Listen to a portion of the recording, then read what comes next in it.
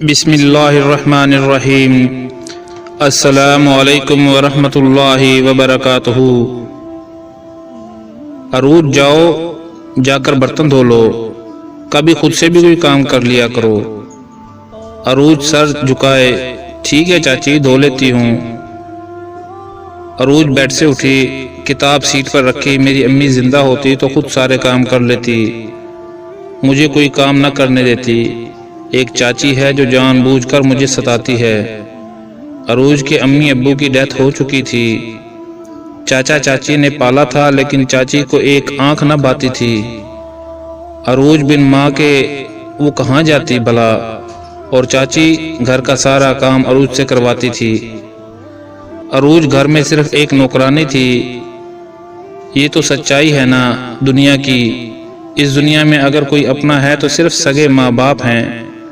ان کے علاوہ ہر رشتہ ایک فریب ہے، جو وقت کے ساتھ ساتھ بدل جاتے ہیں، جو ہماری چھوٹی چھوٹی غلطیوں کی سزا دیتے ہیں۔ لیکن ماں باپ وہ رشتہ ہے جو ہماری غلطیوں پر پردہ ڈال دیتے ہیں۔ چاچا دیکھتا تو تھا عروج کے ساتھ اس کی چاچی کتنا برا سلوک کرتی ہے، لیکن چاچا خاموش رہتے۔ وہ چاچی کے سامنے کہاں بولتے تھے کچھ۔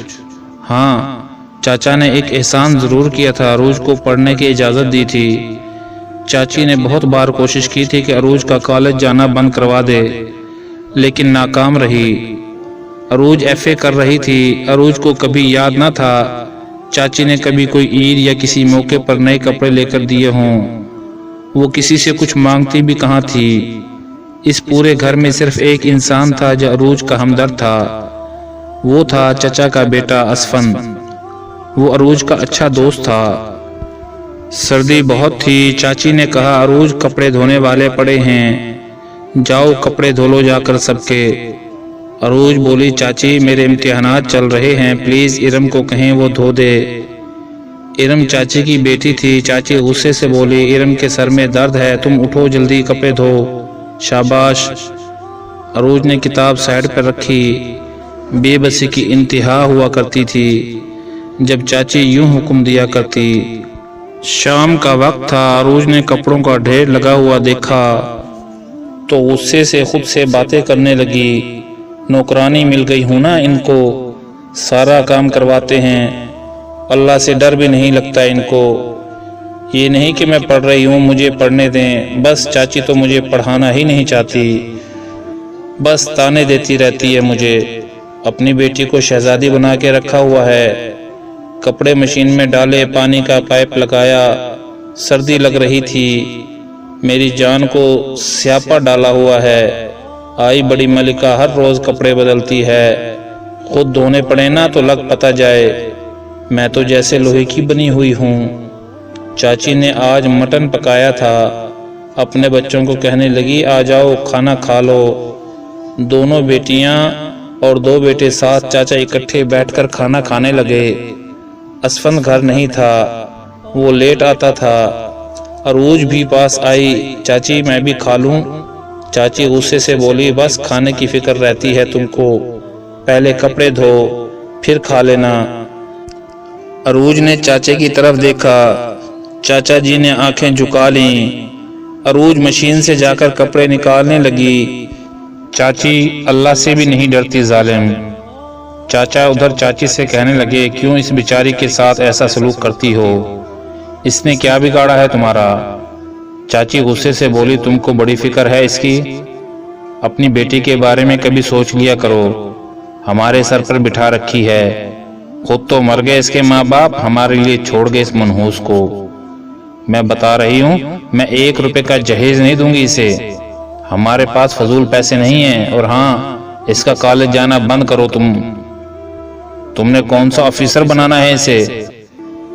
چاچا روٹی چھوڑتے ہوئے بولا اللہ سے ڈرو سلطانہ، تمہاری بھی بیٹی ہے، کیسی عورت ہو تم؟ چاچا روٹی چھوڑ کر چلے گئے۔ چاچی منہ بنا کر بولی اس مرد نے میری زندگی جہنم بنا رکھی ہے، مجال ہے کبھی میری ہاں میں ہاں ملائی ہو۔ سب بچوں کو کہنے لگی بوٹیاں کھاؤ بوٹیاں۔ جو گوشت بچ گیا نکال کر ایک برتن میں رکھ لیا، اس کے لیے تھوڑا سا چھوڑ دیا۔ 9 بج رہے تھے، تھک گئی تھی۔ अरूज कपड़े धो रही थी। इतने में दरवाजे पर दस्तक हुई। असफंद की बाइक की आवाज आ रही थी। अरूज ने दरवाजा खोला। असफंद आ गए तुम? असफंद ने मुस्कुराकर कहा कि आज बहुत सर्दी है। बाइक खड़ी की। अरूज तुम क्या कर रही हो? अरूज आहिस्ता से बोली, कुछ नहीं, कपड़े धो रही हूँ। असफंद ने टाइम देखा। अरूज 9 बज रहे हैं। सर्दी इतनी है, क्या जरूरत है इस वक्त कपड़े धोने की? अरूज खामोश रही। अरूज छोड़ो, कपड़े रहने दो, धोने को कल सुबह धो लेना, बीमार हो जाओगी। अरूज बोली, बस थोड़े से रह गए हैं। असफंद गुस्से से बोला, इरम को साथ लगा लेती, दोनों मिलकर धो लेते। अरूज खामोश रही। असफंद, ना इतनी फिक्र किया करो, जाओ चेंज करो और खाना खा लो। असफंद पुलिस में था। सब हॉल में बैठे टीवी देख रहे थे। अब्बा सो चुके थे। असफंद ने सलाम किया। माँ ने देखा, आ गया बेटा तू, बैठ, मैं तेरे लिए खाना लाती हूँ। असफंद चेंज करके आया। खाना टेबल पर लगा दिया था माँ ने। असफंद खाना खाते हुए बोला, अम्मी इस बेचारी को इस टाइम क्यों लगाया हुआ है कपड़े धोने के लिए? इरम आपी को साथ लगा देती, दोनों मिलकर धो लेती। माँ सर पकड़कर बोली, क्या क़यामत आ गई है अगर वो कपड़े धो रही है तो? खाना खाओ चुप करके। असफंद माँ को समझाते हुए बोला, अम्मी ना किया करें ऐसा प्लीज। इतने में अरूज आई। चाची मेरे लिए खाना नहीं रखा? चाची अरूज की तरफ देखकर बोली, रखा था, वो पड़ोसन आई थी मांगने, वो ले गई। तुम ऐसा करो, अंडे बना लो अपने लिए। अरूज खामोशी से अपने कमरे में चली गई। चाची तंज करते हुए बोली, गुस्सा तो देखो जरा, कपड़े क्या धो दिए, एहसान किया हम पर। नहीं खाती तो ना खाए, मर जाए मेरी तरफ से। तो इतने में इरम बोली, मामा प्लीज मुझे अंडे उबाल दें, मुझे सर्दी लग रही है। असफंद ने खाना छोड़ दिया। मन में सोचने लगा कि बेचारी अरूज कहाँ फंस गई है। माँ को भी ख्याल नहीं आता वो कितना काम करती है, अब भूखी सो जाएगी। असफंद बोला, अम्मी बस मैं बाहर से खाना खाकर आया था, मेरा खाना किचन में रख दें, मैं थोड़ी देर बाद खा लूंगा। माँ बोली, पुत्र बोटियां तो खा ले। असफंद बोला, अम्मी बाद में खा लूंगा, आप रख दें किचन में। 11 बज रहे थे, सब सो चुके थे। अरूज भी थकी हुई थी, सो गई थी। अरूज भी थकी हुई थी, वो भी सो गई थी। असफंद उठा, किचन में गया, जल्दी से खाना गरम किया, 2 अंडे उबाले, दूध गरम किया। अरूज के दरवाजे पर दस्तक दी। अरूज ने आंख खोली, टाइम देखा, 11 बज रहे थे। कौन है इस वक्त? दरवाजा खोला, सामने असफंद था। असफंद तुम यहाँ इस वक्त सोए नहीं? असफंद मुस्कुराया, जा पागल, मुझे नींद नहीं आ रही थी, जल्दी जल्दी से खाना खा लो। असफंद ने खाने की ट्रे सामने रखी। अरूज देखकर बोली, असफंद मुझे भूख नहीं है। असफंद अरूज की तरफ देखकर बोला, अरूज अम्मी की बातों का गुस्सा न किया करो, वो बड़ी हैं, तुम खाने से नाराज ना हुआ करो। चलो शाबाश, खाना खाओ, मैंने भी नहीं खाया, बहुत भूख लगी है। अरूज जल्दी से खाना खाने लगी। असफंद प्यार से बोला, अपना ख्याल रखा करो और बताओ इम्तिहान कैसे हो रहे हैं। अरूज खाना खाते हुए बोली, असफंद क्या बताऊं, बहुत कम टाइम मिलता है पढ़ाई करने को, बस उम्मीद है कि पास हो जाऊंगी। अच्छा सुनो, ये दूध का गिलास भी पियो। अरूज बोली, बस मैंने पेट भरकर खाना खा लिया है, अब नहीं गुंजाइश दूध की। असफंद प्यार से बोला, पागल, दूध पियो जल्दी से, शक्ल देखी है अपनी, क्या चुड़ैल बनी हुई हो। अरूज बाल सीधा करते हुए बोली, असफंद प्लीज चची से कहो मुझे आगे भी पढ़ने दें। उसने मुस्कुराकर बोला कि जितना मर्जी पढ़ो, कौन मना कर रहा है, चलो अब सो जाओ, कल तुमने इम्तिहान देने भी जाना है। असफंद खाने की ट्रे लिए कमरे से बाहर आया, किचन में जा रहा था कि अब्बा ने देख लिया। अब्बा मुस्कुराने लगे, वाह मेरे अल्लाह, एक इसकी माँ है, इस बेचारी की दुश्मन, और बेटा इतनी फिक्र करता है। ऐ अल्लाह, जो मैं सोचता हूँ सच कर देना। अरूज के इम्तिहानात ख़त्म हुए, कॉलेज नहीं जाती थी, अब सारा दिन घर रहती, लेकिन चची मौत बनकर सर पर मंडलाती रहती। अरूज ये कर लो, वो कर लो, बहुत तंग आ चुकी थी। चची और सब बच्चे अपनी नानी के घर जा रहे थे, सब ने शॉपिंग की, नए कपड़े लेकर आए, لیکن عروج کے لیے کوئی کچھ نہ لے کر آیا۔ عروج خاموشی سے دیکھ رہی تھی۔ یہ ارم کے سوٹ 20,000 کا ایک ہے، یہ جوتے، یہ چوڑیاں، سب نے شاپنگ کی۔ اس بیچاری بخت ماری کو کون پوچھنے والا تھا؟ ہاتھ میں جھاڑو لیے گھر کی صفائی کر رہی تھی۔ کاش امی ابو زندہ ہوتے، میں ان سے کہتی، وہ مجھے بھی لا کر دیتے۔ اب کس سے کہوں؟ کوئی ہے ہی نہیں میرا۔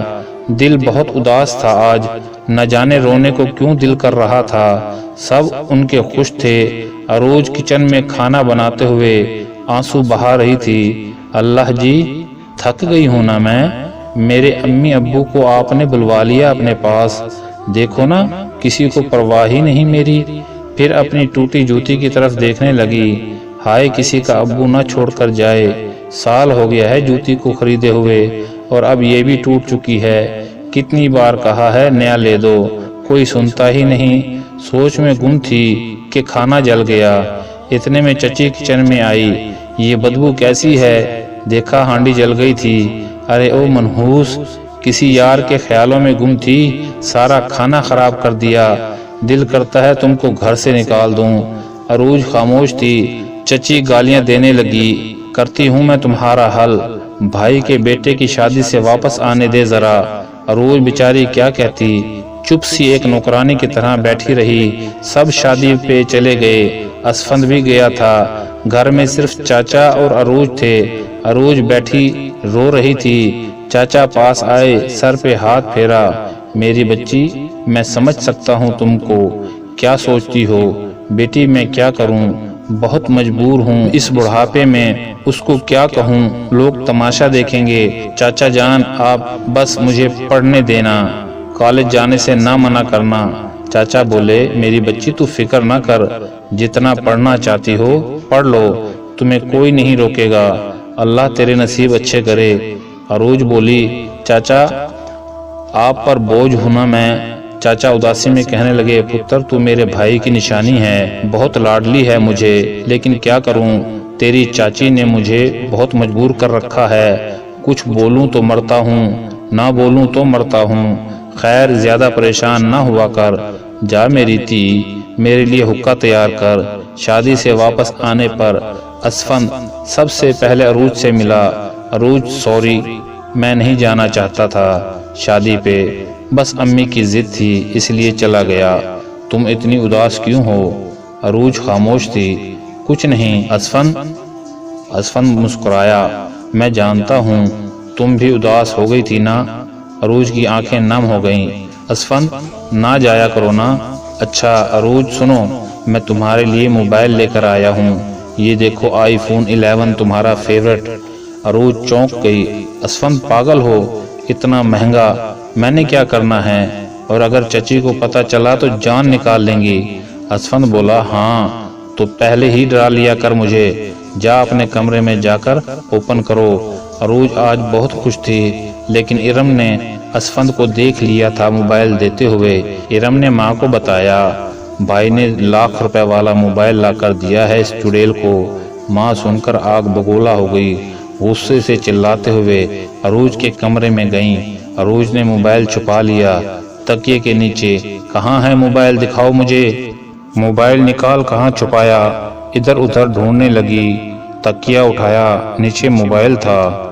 واہ واہ، لاکھ والے موبائل۔ بہت باتیں کی عروج کو۔ اسفند کو چلاتے ہوئے بلانے لگی۔ اسفند اپنے کمرے سے باہر آیا۔ کیا ہوا امی؟ اسفند، یہ کیا ہے، کیوں دیا موبائل اسے؟ اسفند بولا، امی کیا قیامت آ گئی ہے اگر موبائل دے دیا تو؟ کبھی ہم کو کچھ نہیں لا کر دیا، ہم پوچھیں تو کہتے ہو پیسے نہیں ہیں۔ اسفند نے غصے میں بولا، امی پلیز بات کو نہ بڑھائیں، موبائل ہی تو دیا ہے، وہ بھی تو اس گھر کی بیٹی ہے۔ ماں چلانے لگی، اپنی اوقات میں رہا کرو اسفند، میں سب سمجھتی ہوں۔ اسفند نے ماں کے ہاتھ سے موبائل پکڑا، دیوار کے ساتھ مارا، توڑ دیا۔ امی، امید ہے کہ اب آپ کو سکون مل گیا ہوگا، دماغ خراب کر رکھا ہے۔ چاچا سر ہلاتے ہوئے بولا، اللہ بچائے اس عورت سے۔ عروج اپنے کمرے میں بیٹھ کر رو رہی تھی، بہت تنگ تھی عروج، کیا کرتی، کہاں جاتی؟ دل چاہ رہا تھا کہ گھر چھوڑ جائے، چچی کہنے لگی کرتی ہوں علاج اس کا۔ چاچا سے بولی میں چاہتی ہوں عروج کی شادی کروا دیں۔ چاچا پہلے خاموش رہے، پھر بولے کیوں اس کی دشمن بنی ہوئی ہو؟